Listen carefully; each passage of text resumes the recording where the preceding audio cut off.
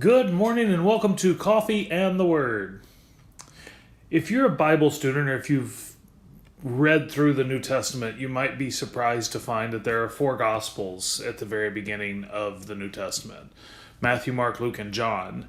Matthew starts his story starts his writings by telling the story of the birth of Jesus.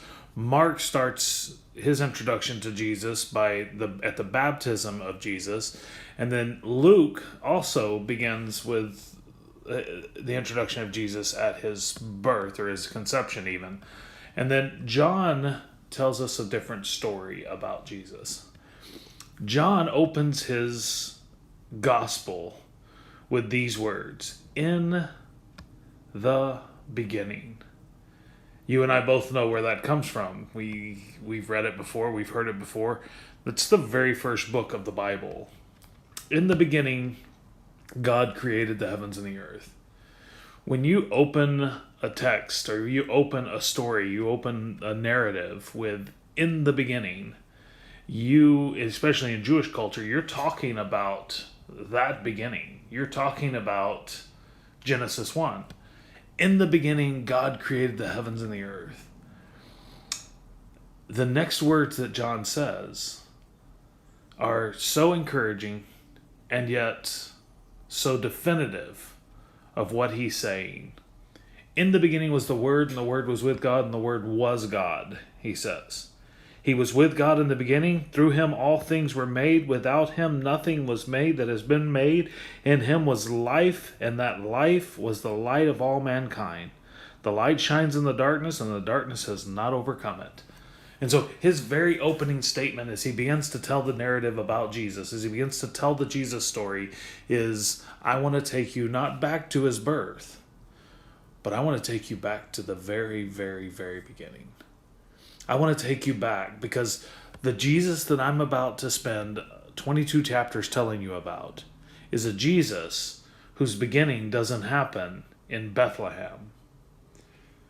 His beginning happens at creation, or before creation even. Because you'll notice he says, in the beginning was the Word. He's always been. It's one of the things I want us to understand as we enter this season is we celebrate the birth of Jesus, but we don't celebrate the beginning of him. We don't celebrate his inception. Jesus is God, and so therefore he has been and will be and always will be. He has no beginning and no end, but he is the beginning and the end. He is the Alpha and the Omega. And so when he took on flesh, the incarnation changed everything. In him was life, and that life was the light of all of mankind, and the darkness could not overcome it. And there's a lot I could say about this chapter, because in verse 14 it says the Word became flesh. We're told in this chapter, we're told in this very beginning that there were many who rejected him. His own people rejected him. There were people who could not see him for who he was. And none of that is what I want to focus on today. I want to focus on this sentence. And in him was the light, and darkness could not overcome it. In fact, here's what he says. The light shines in darkness, and that darkness has not overcome it. Sometimes it feels like God's losing. Can we agree on that? Sometimes it feels like the plan of God is failing. Sometimes it feels like everything you believe that God has promised and is provisioning, and it just seems like it's not happening. It just seems at times that what we thought would happen and how we thought it would go isn't the way it goes. But I want to encourage you, because there is never going to be a time in which God loses. There's never going to be a time in which God fails. There's never going to be a time in which God does not complete what he intended. There's never going to be a time, and there never has been a time, in which God's will was not perfectly fulfilled. You see, God isn't like us.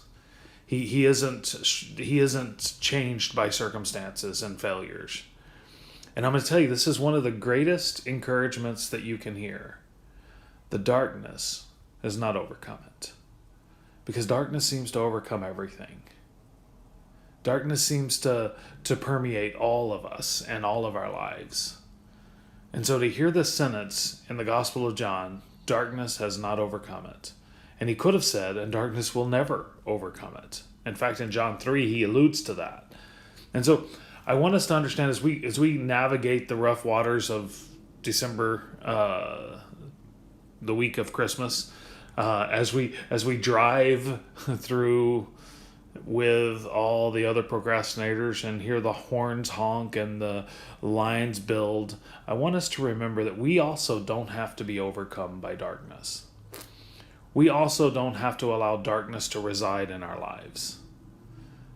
The life that Jesus brought, the light that Jesus brought, overcomes the darkness. And I want to take you just a little further into this journey, because in verse 9 he says, the true light that gives light to everyone was coming into the world. He was in the world, and though the world was made through him, and the world did not recognize him, he came to that which was his own, but his own did not receive him.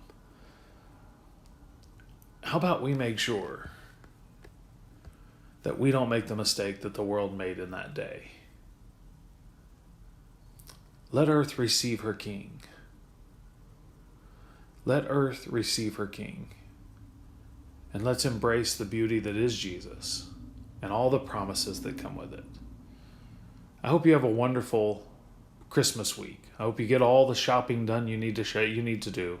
But I want to invite you again, Christmas Eve at 6 o'clock at Community Park. We're going to do a Christmas Eve service, and it's for everyone. And we want you to come join us and be a part of that. So I am personally inviting you, Christmas Eve, 6 o'clock, Community Park. Come be a part of that. I hope you have a wonderful rest of your week. Remember, the darkness never overcomes the true light, and that true light dwells in all who follow Christ Jesus. God bless you. Have a wonderful rest of your week. This has been another edition of Coffee and the Word.